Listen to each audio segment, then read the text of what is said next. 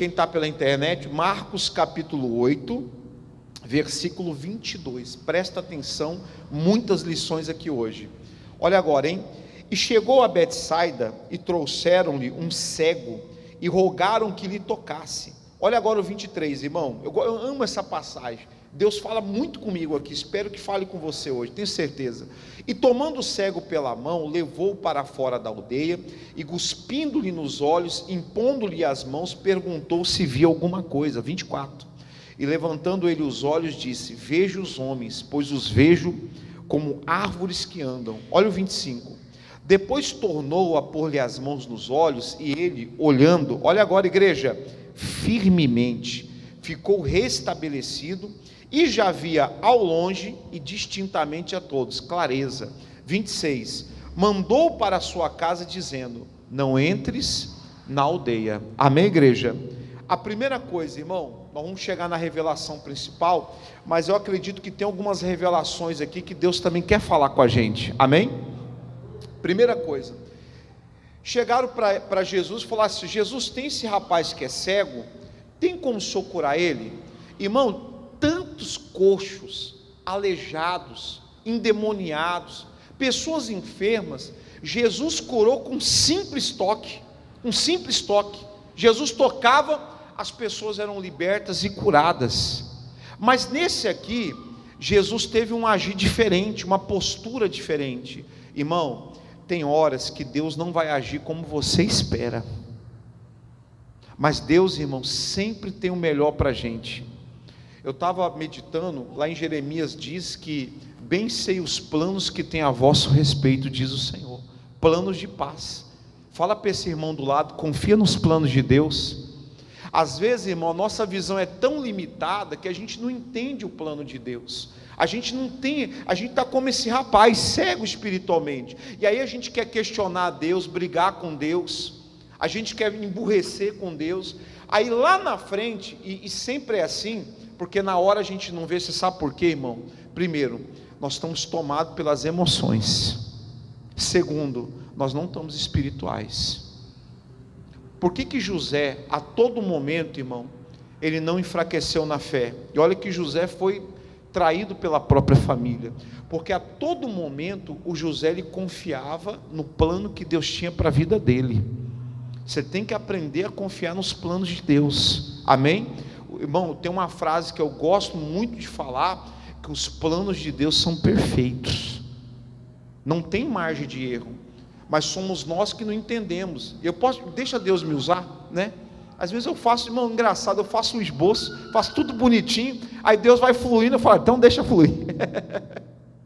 Aí, sabe por que a gente não entende o plano de Deus? Que a gente fica confuso, bravo, até a gente acha que Deus nos abandonou? A Bíblia fala em Isaías lá: os pensamentos de Deus são o quê? Mais altos do que o nosso. A gente não entende, irmão. Irmão, a gente vai pensar assim: mas como que isso aqui pode ser uma bênção? Como que Deus pode falar isso? Não, isso aqui é a tua vitória. A gente não entende. Irmão, se Deus nos jogasse, nos pegasse e nos colocasse no vale de ossos secos, a gente ia questionar Deus: mas Senhor, eu sou fiel, eu sou dizimista, eu sou isso, eu sou aquilo, e agora Deus, olha onde eu estou. Mas naquele vale de ossos secos, naquela dificuldade, Deus tinha um plano. Irmão, em toda dificuldade que você está passando, Deus tem um plano de vitória, fica tranquilo. Você não precisa perder noite de sono, você só precisa aprender a confiar mais em quem? Em Deus. Fala para o irmão do lado: no final vai dar tudo certo, você vai ver. Sempre dá, né ou não é? Sempre dá. É só a gente confiar nos planos de Deus que dá tudo certo no final. Aí então Jesus agiu de uma maneira diferente, e muitas vezes, irmão, Deus está agindo na sua vida de uma maneira diferente, e a gente não quer entender isso, porque muitas vezes, irmão, a gente quer falar para Deus como Ele deve agir. Nós queremos que Deus haja no nosso entendimento. Não vai funcionar assim. Por isso que você tem que ter fé. Por isso que a Bíblia fala que quem se aproxima de Deus tem que ter fé, tem que acreditar, tem que confiar no sobrenatural. A fé é convicção de fatos que a gente o quê? Não vê, mas que a gente tem a convicção que vai o que, igreja? vai acontecer. Aí você vive aquele plano ali e ele acontece. Então Jesus, primeira parte, irmão, primeira lição, Jesus agiu de uma maneira diferente. Então, irmão, não tem nada perdido. Às vezes você acha até que é o diabo agindo, não é. É Deus agindo de uma maneira o quê? Diferente. Então confia no agir de Deus, porque no final, o plano, se você acreditar e confiar, o plano de Deus vai prevalecer em nome de Jesus. Você vai ter certeza disso. Então Jesus pegou, tira ele da aldeia, tirou daquele ambiente. O pessoal talvez ficou sem entender nada, porque eu acredito, irmão, que todos queriam ver Jesus operar na vida daquele homem. Todos queriam ver Jesus abrir os olhos dele. E Jesus deixou até os discípulos lá e levou ele para fora da aldeia. Para fora da aldeia que ele operou.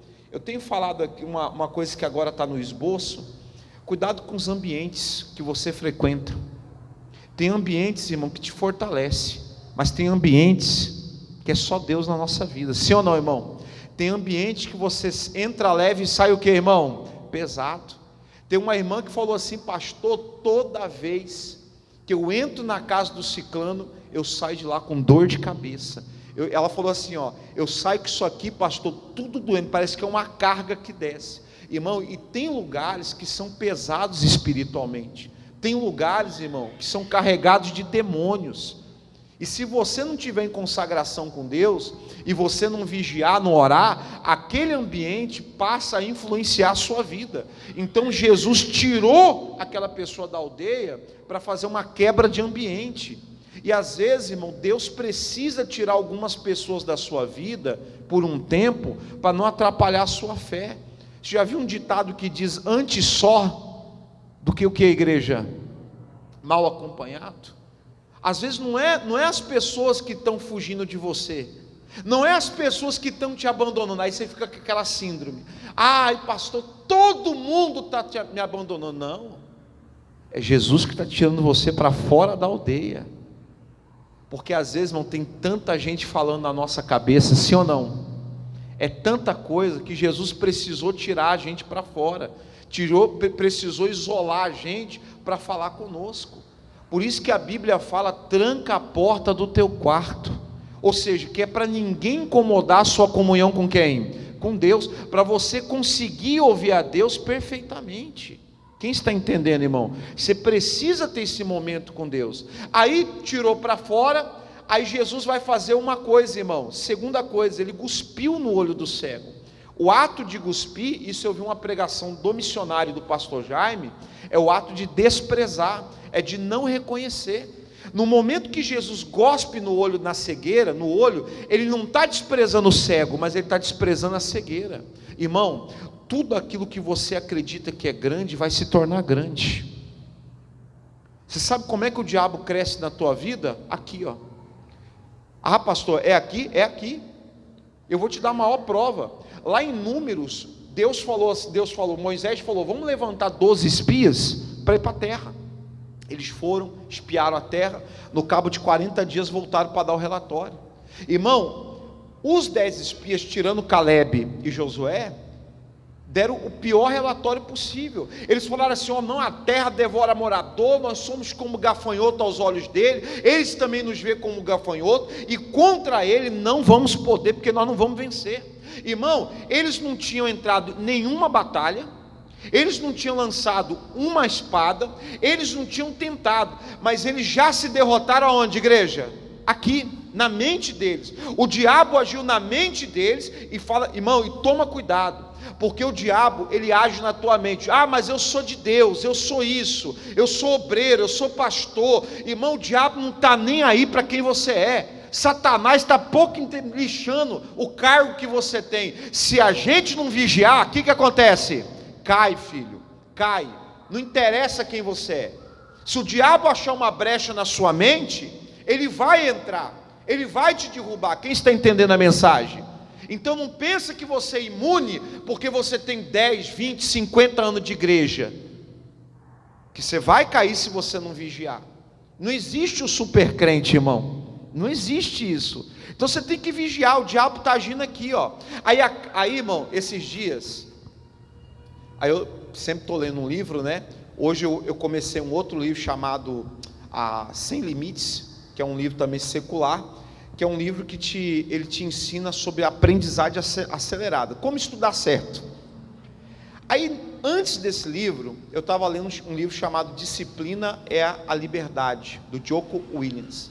Esse que eu estou lendo agora é do Jim. É um nome coreano, eu não gravei o sobrenome dele. Vou gravar ainda, vou aprender. Mas no outro livro que eu estava lendo, esse oficial, ex-oficial da Marinha Americana, ele falava assim, ó, não faça concessões. Não faça concessões. Isso, irmão, uma das coisas que eu li que gravou na minha vida, não faça concessão. Hoje dá para dormir até um pouquinho mais tarde, amanhã você está acordando meio-dia. Hoje eu não vou ler o livro, né? Eu já li bastante, amanhã você não está lendo mais nenhum livro. Hoje eu vou quebrar só um pouquinho a dieta, amanhã você não está fazendo mais dieta. Por quê? Você foi fazendo concessões. Aí eu falei, beleza. Aí guardei isso aí. Como sempre, irmão, Deus tem uma maneira maravilhosa de falar comigo, quando eu nem estou esperando, vem a revelação. Aí eu estou, irmão, assim, sem pensar em outra coisa, nem pensando na Bíblia, nem na igreja, aí veio uma palavra no meu coração, pouco. Irmão, e aquela palavra foi crescendo, pouco, aí daqui a pouco veio o versículo, um pouco para encruzar os braços, um pouco para cochilar, um pouco, aí a Bíblia diz em Provérbios, assim virá a tua pobreza, como um ladrão armado. Quando você nem perceber, você já perdeu tudo. Mas irmão, aí lembrei de uma pregação que o pastor um dia falou, e eu guardo até hoje, o diabo não te derruba de muito, ele te derruba de quê? De pouco a pouco. O diabo é paciente, irmão. Você vai bebendo um pouquinho de cerveja hoje sem álcool, aí daqui a pouco você vai... Irmão, o diabo nesse pouco a pouco ele está trabalhando na sua mente sem você perceber, porque você começou a aceitar a cerveja com álcool, sem álcool, para depois você aceitar com álcool, é um pulo, para depois você chutar o balde, começar a beber cachaça de novo e voltar, é um pulo. Então o que mais Deus ministrou na minha vida, são essas malditas concessões que a gente vai fazendo, e a gente vai abrindo brecha. Irmão, o diabo não precisa de grandes buracos, ele precisa de quê, igreja? A Bíblia fala brecha. Por que brecha? Porque são buracos o que, igreja? Pequenos por onde ele é, são infiltrações, e às vezes a sua vida está cheia de infiltrações, porque você vai fazendo essas malditas concessões, todo dia você vai deixando um pouco, todo dia você vai abrindo um pouco. Irmão, deixa eu te falar uma coisa bem séria, Deus é um Deus sério, Deus não faz desvio, Deus não é tipo assim, um pouco, não, irmão, a palavra santidade é 100%. Deus, o Senhor perdoa um pouco de mentira, Deus vai perdoar um pouco de mentira, irmão? Não vai, ou é sim ou é o quê? Ou é não, não tem meio crente, não tem meia fé, ou você está ou não está, irmão. E eu falo para você que isso foi a maior dificuldade da minha vida, sério, vou te falar agora, deixa eu abrir um pouco da minha vida para você. Essa foi uma das maiores dificuldades da minha vida, porque em algumas áreas eu pensava que eu estava meio bom, meio bem, tudo era assim, meio, tudo meio, e eu falava, bom, já está meio, está bom. Não está bom não, irmão, com Deus é tudo ou o quê? Ou nada. Quem crê, você acredita num Deus de meio termo, irmão? Quem acredita num Deus de meio termo? Se Deus não é meio termo, por que nós temos que ser meio termo? Por que você tem que ser meio termo?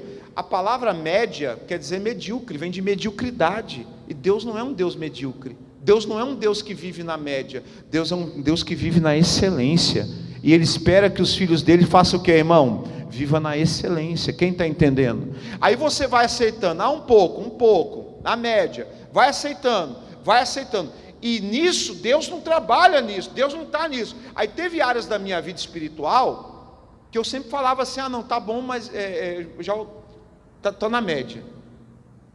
Aí Deus falou assim, filho, na minha presença não existe muro, ou você está, ou não está. E para mim admitir que eu não estava, irmão? Porque para a gente, ninguém gosta de admitir que não está na presença de Deus, ou que não está vivendo a fé. Ainda mais crente velho de igreja. Não quer admitir. Não quer. Aí, sabe quando a gente não quer admitir? A gente acha o meio termo. Aí sabe o que acontece? Você se acomoda nesse meio termo, e o meio termo está na Bíblia. Tá, pastor? Tá. Você já ouviu a pregação do meio termo? Já, pastor? Está em Apocalipse o meio termo. Ser quente? Porque se você for morno, o que vai acontecer? Deus vai te vomitar. E assim tem o casamento morno, o cristão morno, o pastor morno, o obreiro morno, o empresário morno, as pessoas mornas. O que é um morno, irmão? O morno é quente ou é frio? O que é esse negócio? Não é nem quente, não sabe o que é. O morno é indefinido. Ele não é nem muito quente nem muito frio. Ele é a média. Ele não se define o que é. Irmão, se defina quem você é na presença de Deus. Pelo amor de Deus, irmão. Não dá para mais ficar em cima do muro. Ou você parte para a excelência, ou você assume que não está. E foi difícil assumir para mim, na minha vida espiritual, que em muitos casos eu não estava vivendo a fé, porque eu sempre achava o que, igreja? O meio termo. Aí sabe qual um dia que eu cresci? Foi o dia que eu assumi a palavra de Deus na integridade. Aí tem um negócio chamado humildade. Quem já ouviu falar em humildade? É você admitir para Deus as tuas fraquezas. Aí, irmão, quando eu vi que não tinha meio termo, eu falei rasgado com Deus. Falei, Senhor, eu não estou conseguindo viver a fé. Eu fui igual o pai daquele menino. Ajuda a minha falta de fé. Ajuda as minhas fraquezas. Ajuda nisso aqui. Porque Deus, a pior coisa não é quando os outros mentem para você. A pior coisa é quando você mente para quem? Para você mesmo. Porque a mentira dos outros a gente descobre, mas as nossas próprias mentiras que a gente conta, a gente não quer ver a verdade. E essa é a verdade que me libertou. Foi duro admitir que naquela área, eu como pastor, conhecedor da Bíblia, batizado com o Espírito Santo, eu achei que eu estava vivendo a fé, mas eu não estava. Aí eu achava para justificar um meio termo, só que com Deus, irmão, não existe o que? Ou você é, ou você não é. E se você não é, não tem problema.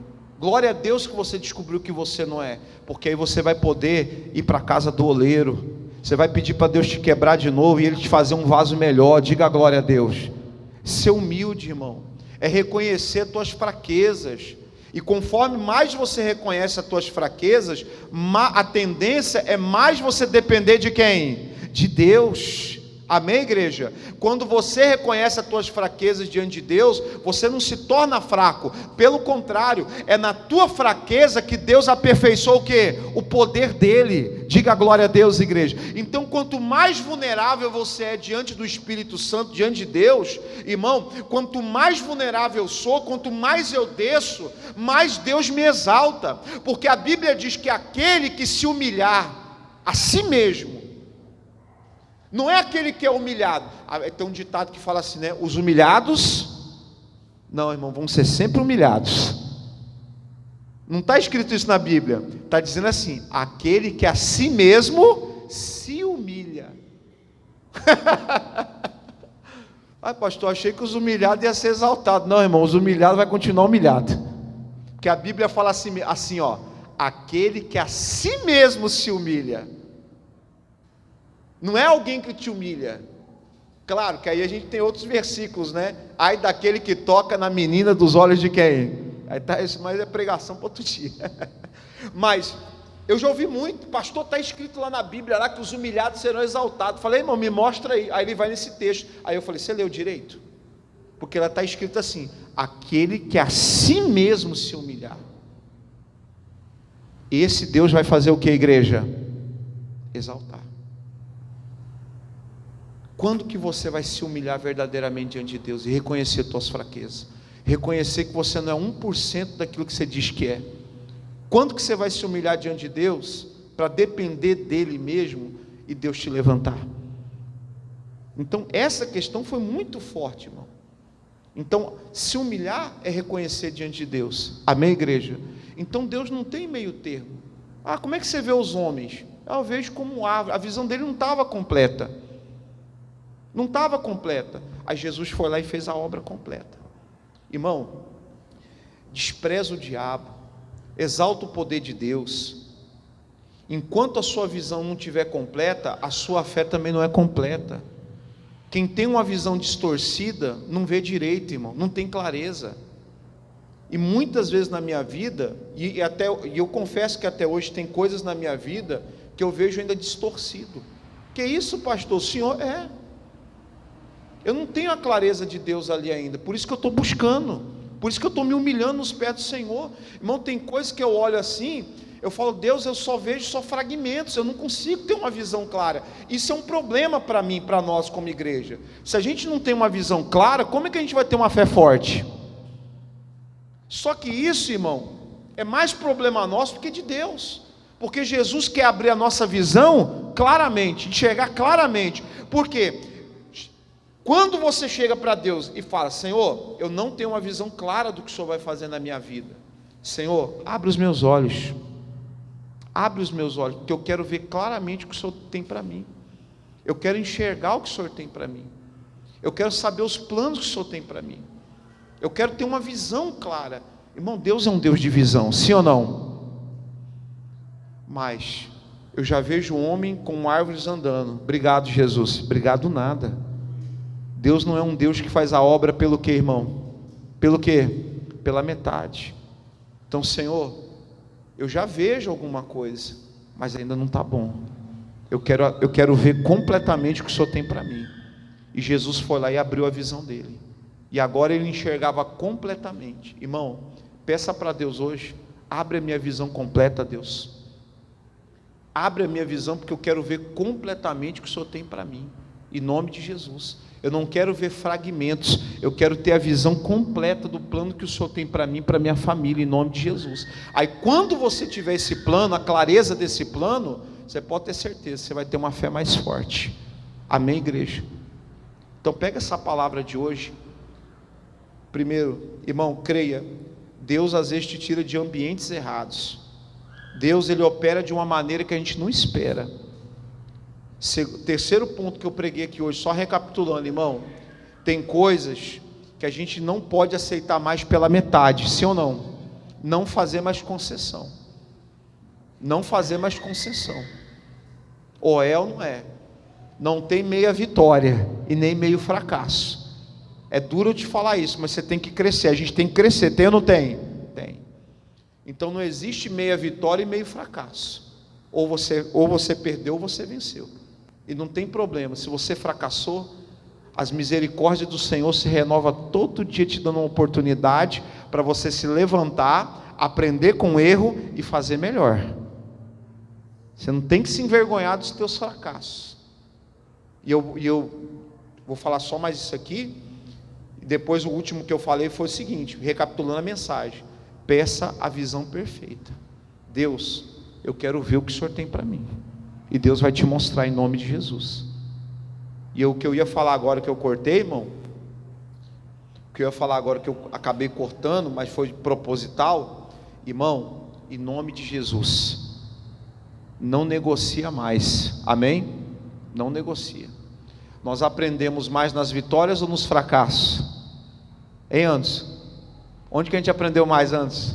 No fracasso. Não é, Hernandes? Irmão, é um professor duro? É, mas ensina. E foi ali que a gente cresceu mais. Foi ali que a gente acordou para muita coisa na vida. Irmão, a maioria do que a gente é hoje de caráter, de tudo, vem dos nossos fracassos e aprendizados. Não veio das nossas vitórias. E muitas vezes, para a gente chegar numa grande vitória, a gente veio de quantos fracassos? De quantos erros? Qual que é o segredo, pastor? A gente não desistiu. A gente não aceitou o meio termo. A gente foi buscar a excelência de Deus. E você vai alcançar, irmão. Você vai conquistar. Peça para Deus abrir a tua visão nessa noite. Levanta a mão direita assim: Senhor meu Deus e meu Pai, em nome do Senhor Jesus, muito obrigado, Senhor, porque o Senhor abriu a visão em nome de Jesus. Hoje foi diversas lições que o Senhor ensinou, e chegamos no ponto principal, que não podemos ter meia visão das coisas, nós temos que ter a visão completa. E Deus, hoje é o dia de orarmos para o Senhor nos dar a visão completa da vitória, a visão completa da cura, a visão completa da libertação, a visão completa da prosperidade, em o nome de Jesus. Diga: Senhor Jesus, eu saio daqui hoje com a minha visão completa, em nome de Jesus. Vamos aplaudir o Senhor bem forte, bem forte.